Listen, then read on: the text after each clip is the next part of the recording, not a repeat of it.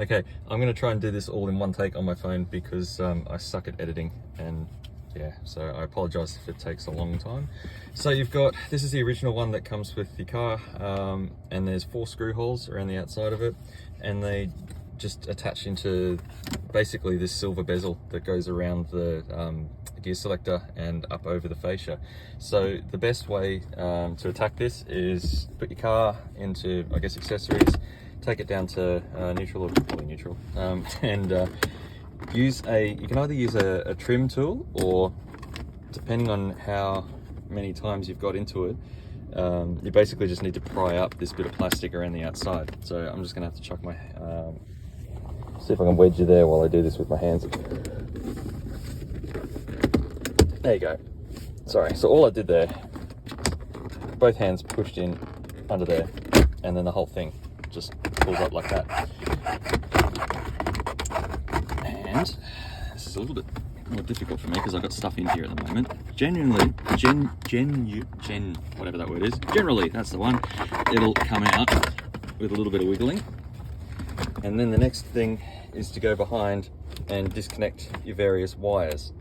I'm not going to go ahead and do all of that now because, like I said, I've already got stuff in here and I don't really want to plug it all back in again. But the things to note once you do that is up underneath here, you've got 4 screws, which are there, up the top and on the other side. If I show you the back of the original one, you'll see what I'm talking about there. So 1, 2, and 3 and 4.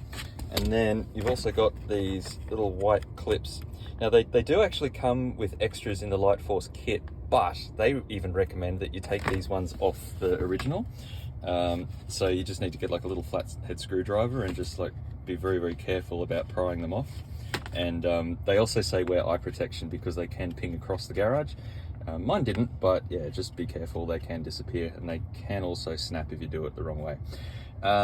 Once you've done that, the only other thing that's tricky is pulling out your cigarette lighters.